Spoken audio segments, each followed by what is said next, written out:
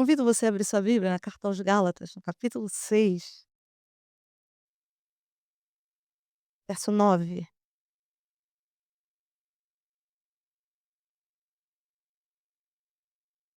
Só a parte A.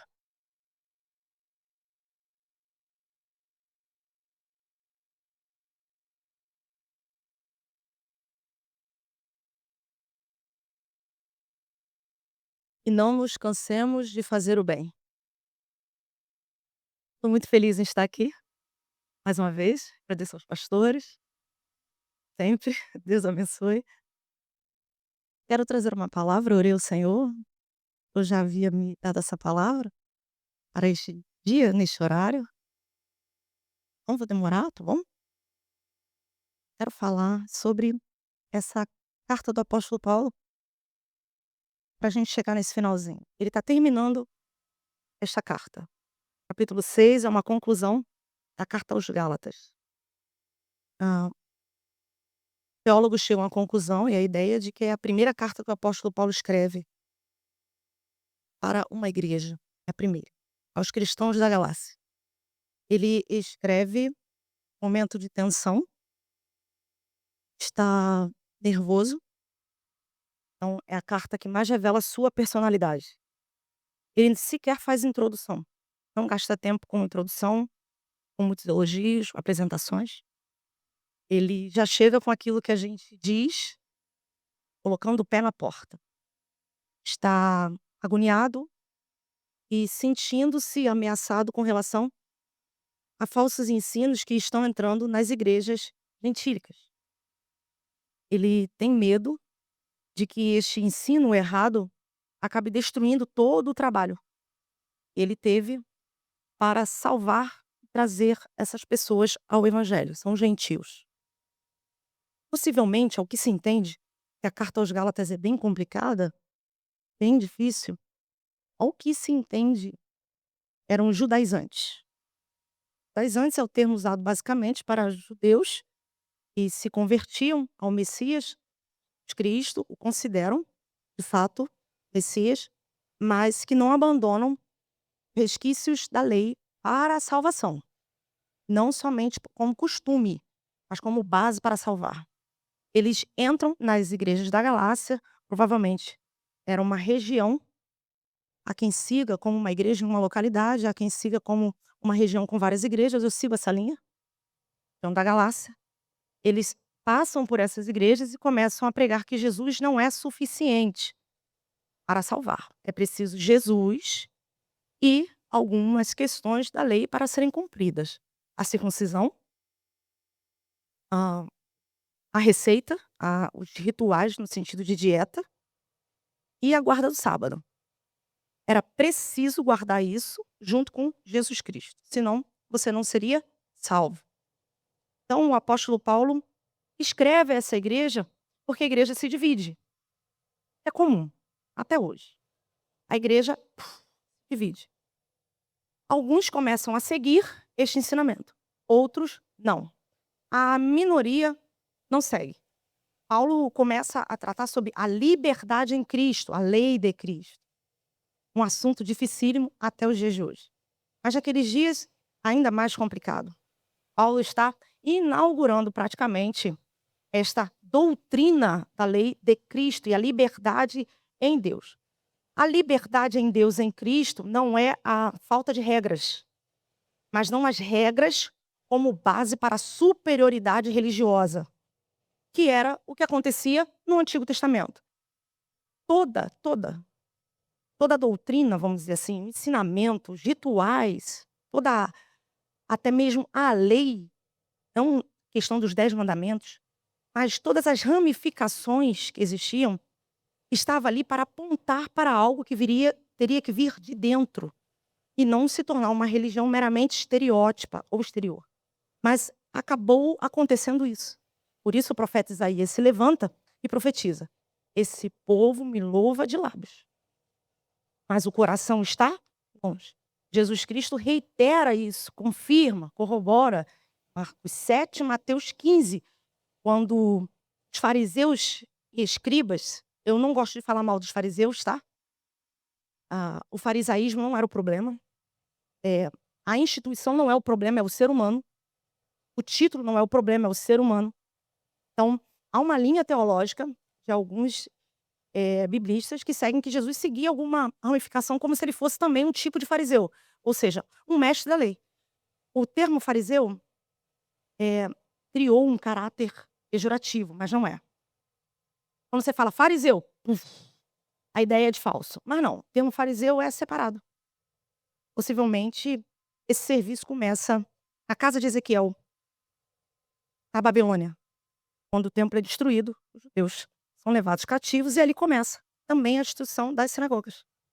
Então, eles eram responsáveis por viver e ensinar a lei. Vou chegar lá. A minha cabeça... Então, eles caíram em tentação. Porque é bonito ser religioso, é ou não é? Ter cara de religioso, cabelo de religioso, jeito de religioso. Falar. Bonito. Você olha pra pessoa e você já tem uma impressão de que aquela pessoa é boa pra caramba.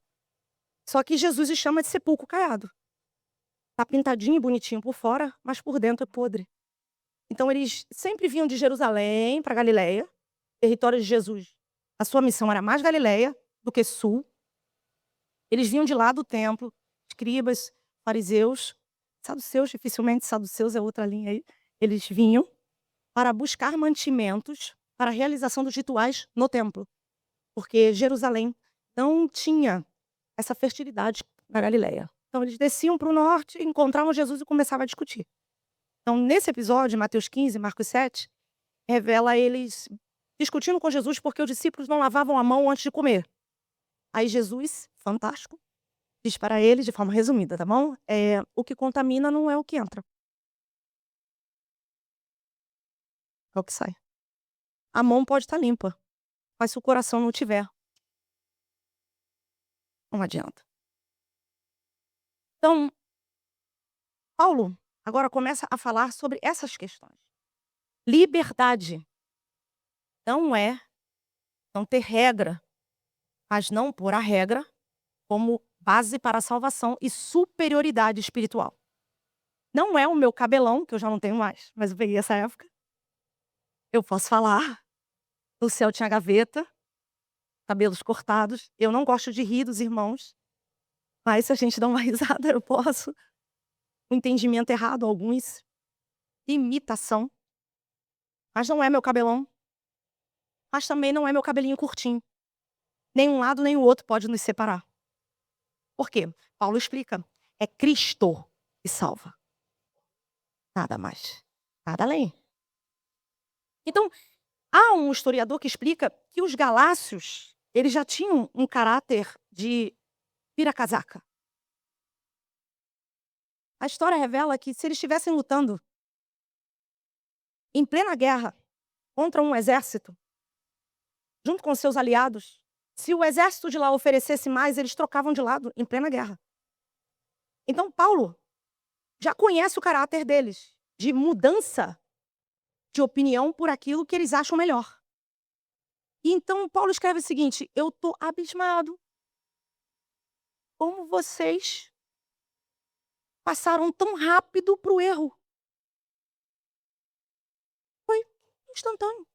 Eu fui sair, vocês já estão indo para o lado errado. Quer dizer que eu tive dores de parto para dar luz a vocês. E agora eu estou sendo obrigada a sentir dor de novo? Já nasceu e está querendo voltar para a barriga? Não, depois que nasce, é crescimento. Não dá para voltar lá para dentro de novo. Você já pensou as mães aqui? Principalmente mãe que teve filho de parto normal, sabe como é que é? O bichinho nasce depois, quer voltar, mamãe. Quando eu ficava muito agarrada com a minha mãe dizia isso, pelo amor de Deus, já saiu. Paulo está, eu estou sentindo dores de parto de novo. Porque eu já preguei, já ensinei e estou tendo que falar de novo. Vocês começaram no espírito, vão terminar na carne. Qual é a ideia? Receberam o evangelho, por meio do Espírito, pela graça em Cristo Jesus, nasceram de novo. E agora vão para o mérito? Pela carne? Não, não é pela carne. Pela carne, ninguém é salvo. É fantástico. Por isso que ele coloca obras da carne, fruto do Espírito. Ele está contrastando. Então ele explica, em Cristo, somos livres do pecado e sua influência. Do pecado e seu poder, não da influência. E da lei com a sua condenação. Então, de forma fantástica, eu não tenho a pretensão de entrar nesse assunto, tá? Mas eu vou passar rápido. Ele apresenta a lei desta forma, como um aio pedagogo. Somente os nobres tinham acesso a isso para cuidar de seus filhos. Então, Paulo diz assim, ó, a lei funcionava como um pedagogo para guiar as crianças enquanto eram crianças. Porque criança não pode ficar sozinha. Criança tem que ter alguém vigiando. Pode, não pode. Pode, não pode. Pega uma criança, coloca ali. Coloca ali, deixa ela ali. Mas deixa ela ali. 1, 2 aninhos, deixa ela ali. Você vai ver o que ela vai fazer ali. Ela não vai ter maturidade para entender que mesmo não sabendo mexer, ela não pode mexer. Ela vai tocar o terror. Por quê? Porque não tem condição de ficar sozinha. Precisa de alguém. Ignora até sinal luminoso. Até se souber ler, não mexa. O não mexa vai aguçar o fato de querer mexer. Então Paulo explica, a lei tinha esse objetivo, como um aio. E é interessantíssimo como ele revela isso de maneira fantástica, de que a lei é boa. Ele traz esse estudo amplamente, de forma melhor, a carta aos Romanos. A lei é boa, ela não é ruim. O problema é o tipo de material que a lei trabalha. Barro. Ela é boa. É o ser humano que é ruim. Todo ser humano, quando chega diante da lei, se ele não bater no peito e disser, miserável, homem que sou, quem me livrará do corpo dessa morte? É legalista. Se você chegar diante da lei e sentir prazer na lei, você é legalista. Por quê? Porque você bate no 10º mandamento. Não precisa nem ir para os outros, vai para o 10º. Não cobiçarás. Acabou. Acabou. Agora, há quem se sinta superior. Não. Impossível. A lei chega para a gente e nos humilha. Você não pode me cumprir. E aí a gente sente essa miserabilidade do corpo de morte. Um tipo de justiça oferecida por Roma a assassinos. Se eu mato Jorge, um tipo de pena que era aplicada a mim era amarrar o corpo do Jorge nas minhas costas. Enquanto Jorge vai apodrecendo, porque eu o matei, eu vou apodrecendo junto com ele e morro junto com ele. Paulo está dizendo, o pecado está em mim, grudado em mim, não tem como tirar de mim. Quem me livrará? Aí a lei diz, fica tranquilo, tem um aí que me cumpriu todinha.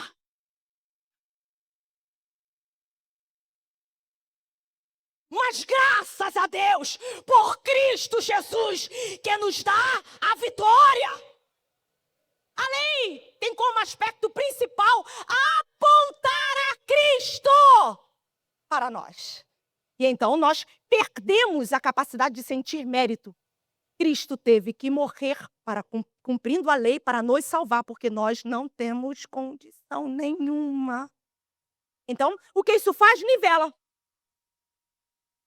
E mostra um aí que consegue cumprir a lei. Ninguém, só um, Jesus. Então não tem melhor aqui, mais bonitão, mais bonitona, que não tem pecado. Isso é fantástico.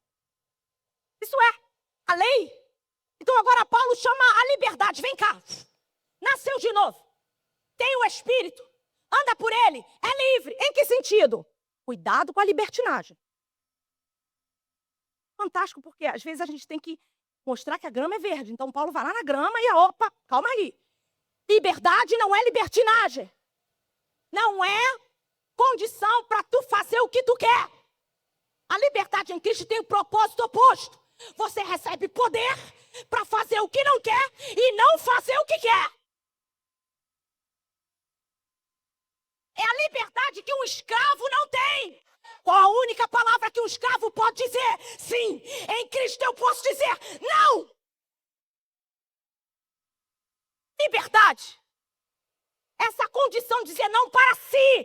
Quem consegue limitar a si mesmo, limita qualquer coisa, qualquer um. Assunto para mais metros.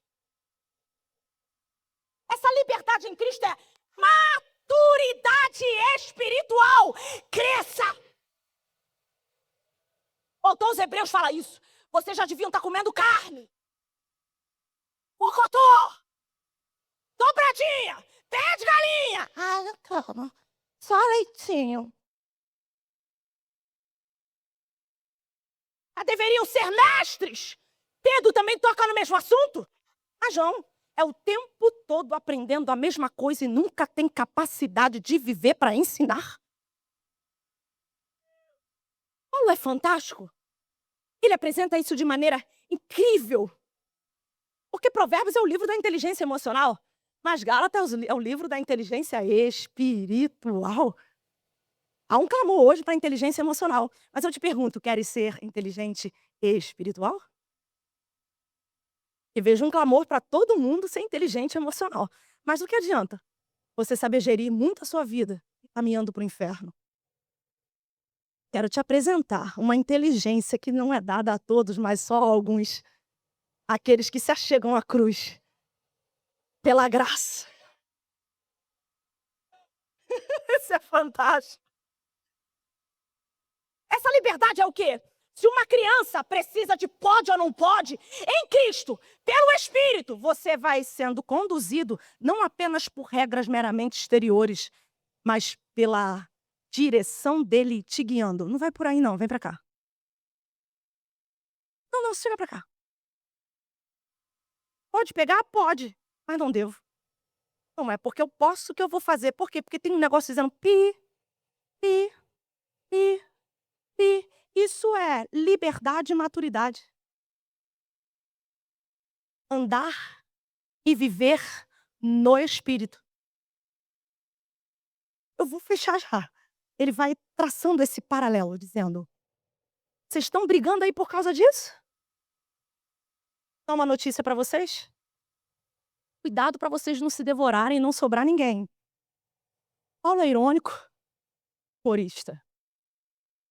Vocês se devorarem, não vai sobrar um para contar a história. Vamos crescer? Lá. Quer ser salvo pela carne? Então deixa eu te apresentar as únicas coisas que a carne produz. Imoralidade sexual, impureza, libertinagem, idolatria, feitiçarias, inimizades, rixas, ciúmes, iras, discórdias, divisões, facções, invejas, bebedeiras, orgias e coisas semelhantes a estas. Em algum momento isso vai sair de dentro e vai aparecer. São obras da carne. Quem quiser dizer que se salva por si mesmo, apresenta alguma coisa boa aqui que não vai sair nada. Agora, o frutor do Espírito é um frutor, o frutor. Jesus falou sobre isso. O testamento que ele vai dando, seu ministério privado aos discípulos. Para que dê fruto, mais frutor, muito frutor. É grande quantidade da mesma classificação. Como se entende? Simples. Um cacho de uva é o fruto. Se você tirar o caule não é o cacho. As uvinhas soltas também não é o cacho. Mas se você junta caule e uvinhas, cacho. Esse é o fruto. Onde há o fruto, há as virtudes do fruto. Não tem como tu dizer que é um cacho sem ter as uvinhas que formam o cacho. Onde há o fruto do Espírito, há as ramificações deste fruto. Suas nuances, como um prisma e suas facetas. É um prisma só, mas quando você mexe, é simples. Se houver o fruto, haverá suas virtudes. Então ele traduz isso de maneira incrível. Paz. Vamos começar. fruto do Espírito é amor. Alegria, o amor se regozijando. Paz, o amor descansando. Longanimidade, benignidade, o amor se esticando. Bondade, o amor doando para quem não merece. Fidelidade, o amor cumprindo sua palavra. Mansidão, o amor dando a outra face. Domínio próprio, o amor se controlando.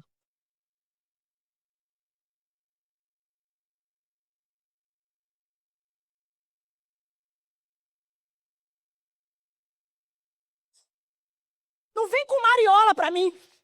Eu sou paciente. Se tu não tem amor, você é uma panela de pressão.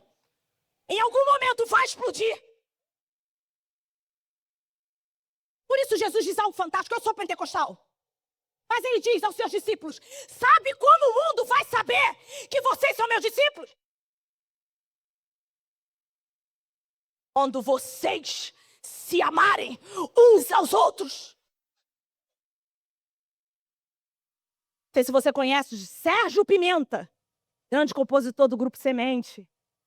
Vencedores por Cristo. Tem alguém velho aí, por favor, em nome de Jesus. Ele morreu com 32 anos, mas ele tem grandes composições com a família. Colocou até um site. E ele tem uma das composições que é uma das que eu acho mais bonita. Ele pega esse testamento de Jesus e coloca melodia. Perfeito. Se eu sair errado eu cantando, pode reparar. Aquele que tem os meus mandamentos e os guarda, esse tem crente velho. O que me ama. Aquele que tem os meus mandamentos e os guarda, esse é o que me ama.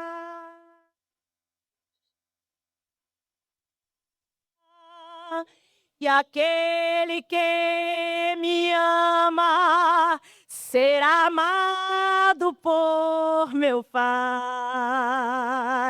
e eu também o amarei e me manifestarei a Ele.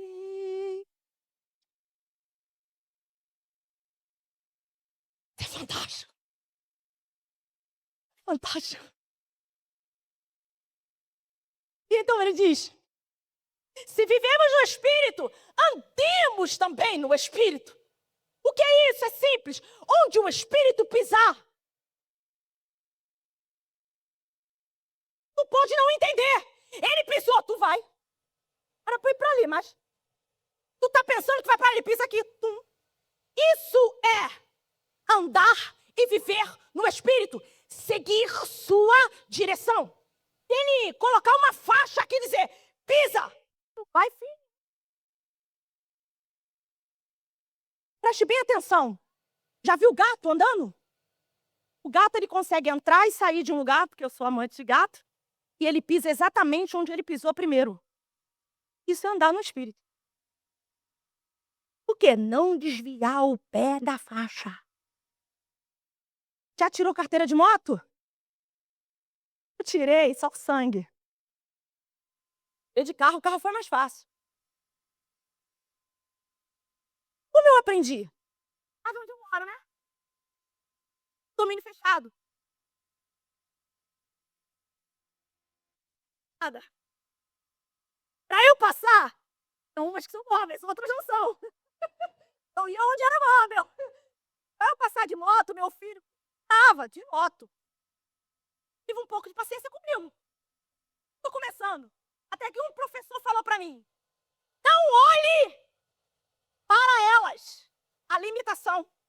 Se você olhar para o lugar que você tem que passar com a moto, tu não vai passar. A mesma coisa o cone. Eu caí no cone no teste. Quebrei a moto do professor. Tem uma parte que é uma linha bem reta. Você não pode. E ele me disse: não olha para onde você está passando. Olha para onde você quer chegar. Perfeito. Quando eu cheguei e falei: Vitor, deixa com a mamãe. Subi. Não olhei para as bonitas. Olhei para frente. Esse é até um flash. É isso que o Espírito nos chama. Não observe o que está difícil, apenas siga o que eu estou falando. Vai na minha. Vai na minha. Vai na minha. Se tu for na minha, tu não vai desequilibrar. Teu problema está no desequilíbrio.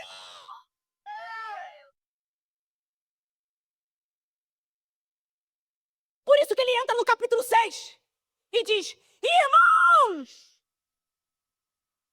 fraternidade. A gente conversa sobre esses irmãos aqui. Mas se alguém for surpreendido tirando o pé da faixa,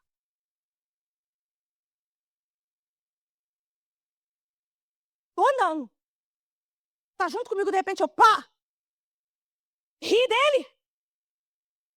Expõe ele. Joga para trás.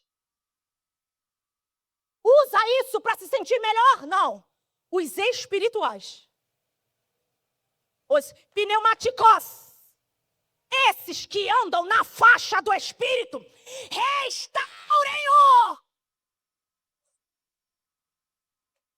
É fantástico. Por que isso aqui? Por que ele diz os espirituais? Porque legalista não dá. Se há algo que mais revela a perversidade do legalismo, é quando um cai. Meu Deus! Também, né? Sabia. Não falei, era só questão de tempo. Por que isso? Porque o legalismo faz a gente sentir que é superior justamente quando alguém erra. E então vira palco para as nossas virtudes que nunca falham aparecer.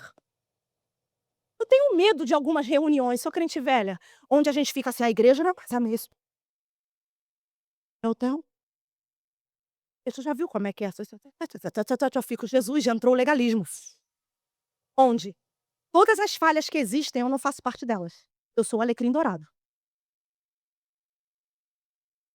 Sem querer, você já está se inflando. E você já está sendo legalista, achando que você é o único que nunca erra. E o único que está fora do sistema. Você também está nele. É um perigo. Por isso meu pai sempre falava isso. Esté, acabou o culto, casa! Vamos me ver como The Flash às vezes? É porque eu fui criada assim. É porque há legalistas em ascensão. Uma falha no microfone é suficiente para falar besteira o tempo inteiro. Um problema de família vira assunto que nunca acaba. Isso é legalismo. É quando eu gosto de que alguém caia, porque eu mostro que eu nunca caí. E que eu jamais falharia nessa questão. Paulo diz, não chama esse pessoal aí não. Porque esse pessoal já vem pisando no pescoço. Não dá para chamar eles não. Chama os espirituais, porque eles já chegam sabendo que se não for a graça, eles caem também. Fantástico, é só você ler que não dá tempo da gente falar tudo. Mas Paulo diz assim, chamem eles. Por quê? Porque é um osso quebrado. E não é alguém que está na prática do pecado. Era um espiritual que botou o pé fora da faixa. Quando um erra, a igreja deve pensar, porque é o potencial de todos. Rapaz, isso é muito sério. Se o teu irmão caiu, preste atenção. É o potencial de toda a igreja também. Então, quando eu olho e digo, acabou. Você pode nem falar com a boca, mas no teu coração.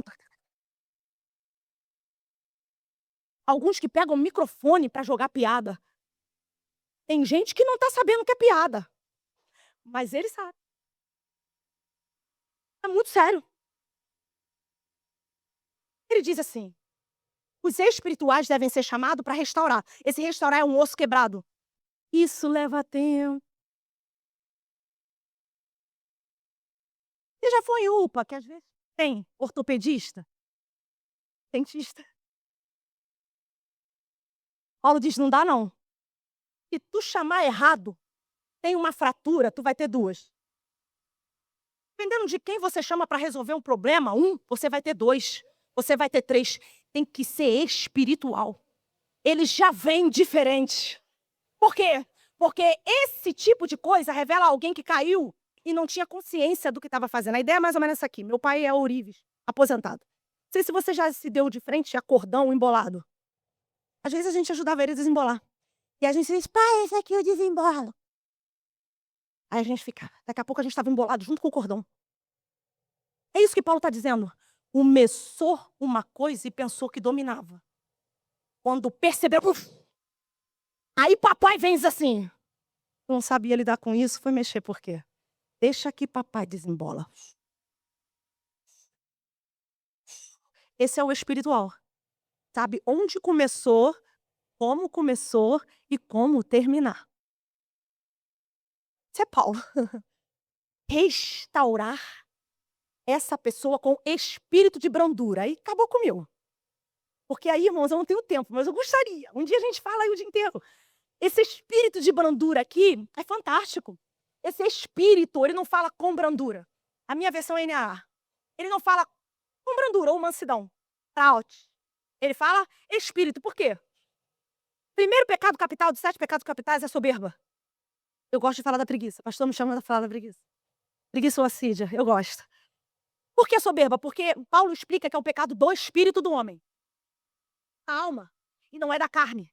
É do espírito. É fantástico. Por que o homem cai no Éden? Espírito. Ele decide, não preciso de Deus. Pelo contrário. E aí há a divisão, separação do espírito do homem com o espírito de Deus. Correto? Quem é que vem consertar? O espírito de Deus. Nascemos de novo. Voltamos a ter conexão do nosso espírito com o espírito de Deus pelo Espírito Santo, que produz em nós seu fruto.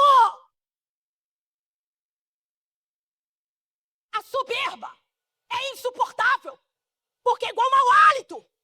Todo mundo sente, menos quem tem.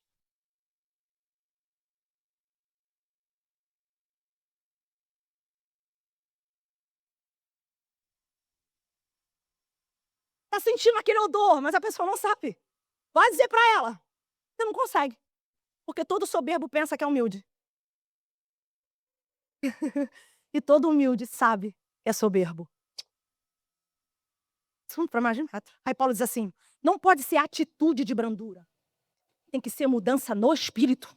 De dentro para fora. Por quê? Porque eu posso chegar para você e dizer assim, ó, me dá a mão aí. Vem aqui que eu vou te ajudar. Aí tu começar, ai, porque é um osso quebrado, demora. Vai ficar aí dando de vítima? Se vira, tô fora. Eu tentei. Isso é mansidão disfarçada. Porque não suporta o tempo do outro. Acha que o outro é ele mesmo. Vai reclamar com ele? Paulo.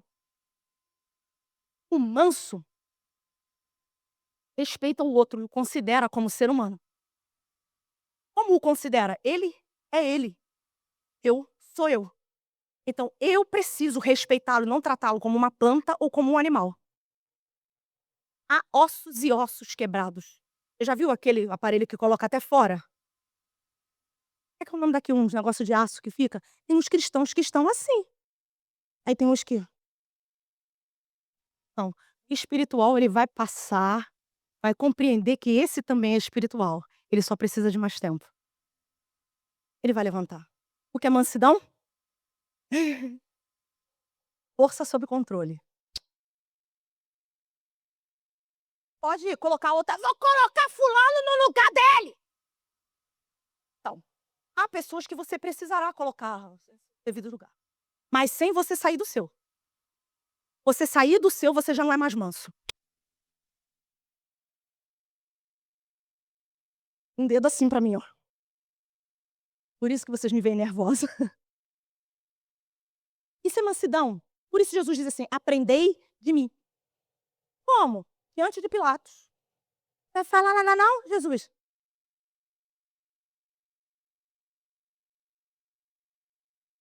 Nenhum poder tu teria sobre mim.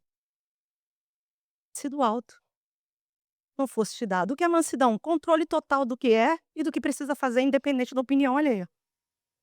Você é fraco. Tem mais coisa envolvida. Fácil falar quem tá de fora. Entra. Manso. Bem-aventurados mansos.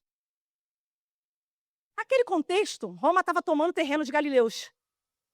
E os saduceus não estavam cumprindo o ano do jubileu, devolvendo terras. Então havia muitos galileus sem terras. Por isso Jesus conta a parábola do semeador. Ele está falando desse contexto. Aqui estradas romanas, aqui terreno privativo e aqui uma viela, como uma valinha, entre a estrada e entre o terreno. Era ali que os galileus plantavam. E é ali que Jesus vai pegar e vai explicar a parábola semeador. O galileu estava entendendo. Então Jesus chega nesse contexto e diz: parabéns, felizes, quem não fica com raiva do sistema e começa a ficar igual a ele. Você não é vítima da sociedade. Porque havia muitos grupos de rebelião. Barrabás não era só um ladrão, era um tipo de Messias. Barrabá, filho do pai. Só que ele era de rebelião. Os zelotes eram um tipo, andavam com adagas. Lembra de Simão Zelote? Deus é fantástico. Jesus é fantástico. Pega lá um coletor de impostos. Não gosta de causar. Vou botar a pulga atrás da sua orelha, que eu botei atrás da orelha do meu marido. Por que Jesus não chamou um irmão dele para ser apóstolo? Quando eu voltar aqui, tu me responde. Tem um. Apóstolo, Tiago se torna depois bispo, nem apóstolo. Depois que seu irmão morre. Seus irmãos também acreditam nele depois que ele morre. Como apóstolo, discípulo. Tem. Agora, ele chama Simão Zelote, que trabalha contra o sistema. Um romaninho ali, ele pá, com a adaguinha matava. Pá, com a adaga matava. Junto com aquele que trabalhava para Roma e diz: vocês vão ser discípulos. E vão ficar juntinho comigo. E deu certo. Porque o pastor, ele reúne como ninguém. Só ele coloca gente completamente diferente. Esquerda, direita, sim.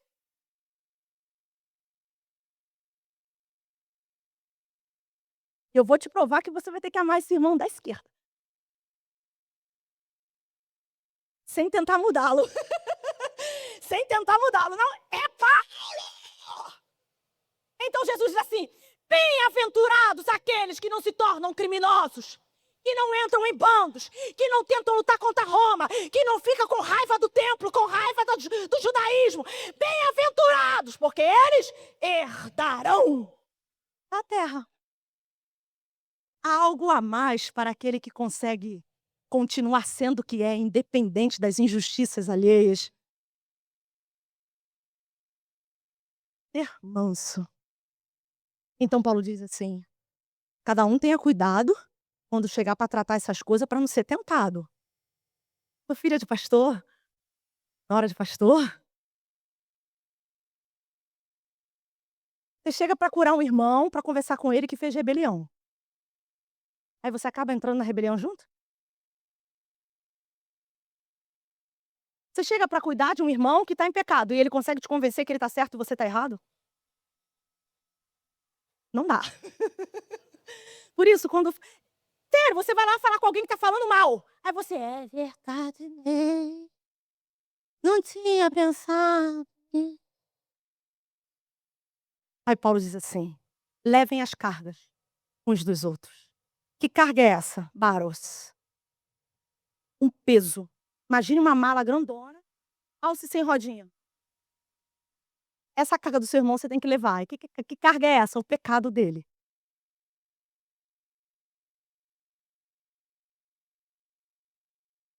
Você tem que ajudar ele. Sabe essa pessoa que você não gosta porque é muito espalhafatosa? Aprender a lidar com isso. E ajudar ela. Sabe esse irmão que sempre comete o mesmo erro? Então, você tem que ajudar a levar essa carga. É pesado para ele.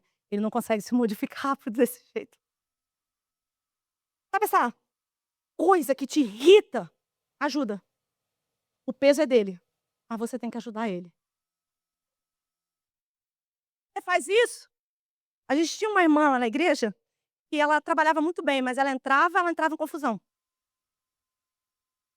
Como é que faz? Não pode tirar ela. Vários motivos. Então, vamos ficar do lado dela, para na hora certa a gente ajudar ela. Opa!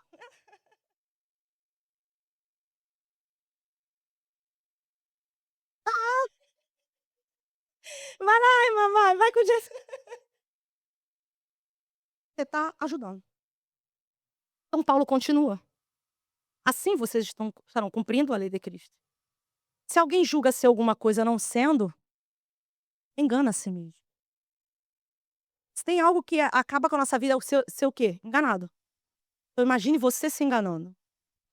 Essa ideia de que você é melhor do que o outro. Então ele diz o seguinte, vou finalizar, sobre autoestima. Cada um analise o seu próprio modo de agir. E então terá motivo de se gloriar em si e não no outro. Autoestima. Se eu preciso, para me sentir valorizada, que alguém erre, deu ruim. Se eu preciso, colocar eu, pregar bem aqui, e aí eu preciso que digam, ela foi a melhor, já deu ruim. Não está sendo legítimo.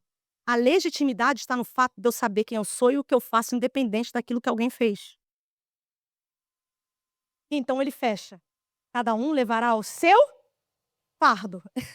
Aqui é portion. Tá? Levaremos baros. Do próximo. Aqui levaremos portion. Do irmão, baros. Peso que ele não consegue lidar. O meu, portion. Uma mulher grávida, o marido pode até levantar a barriga.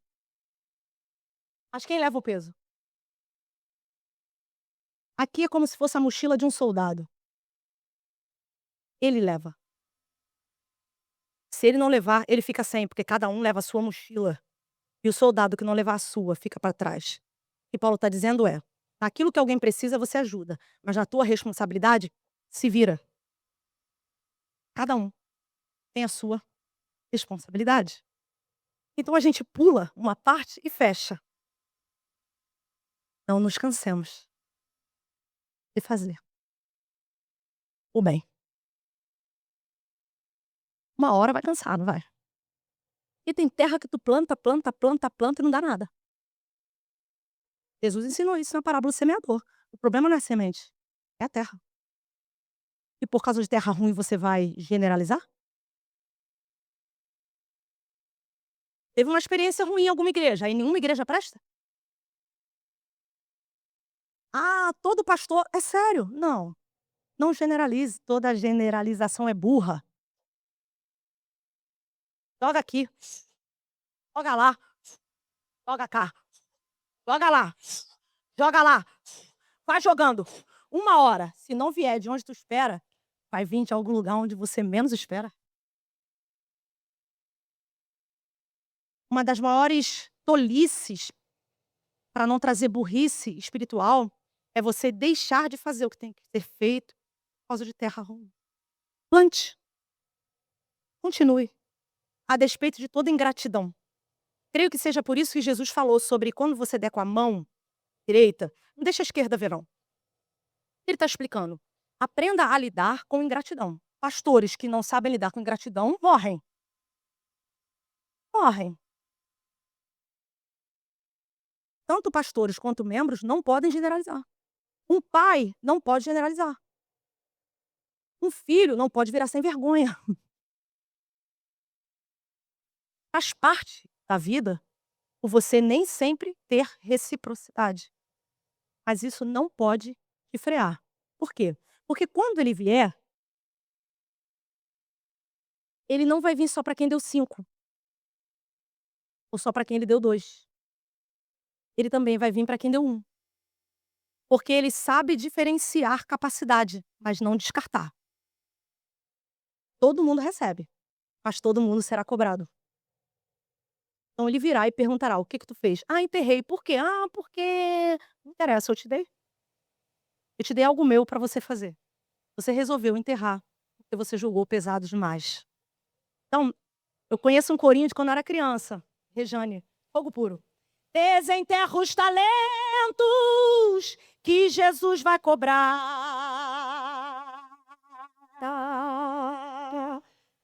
Tem pandeiro aí? Dom de língua, dom de profecia e o dom de curar. Desenterra os talentos que Jesus vai cobrar. Jesus vai cobrar. dom de língua, dom de profecia e o dom de curar.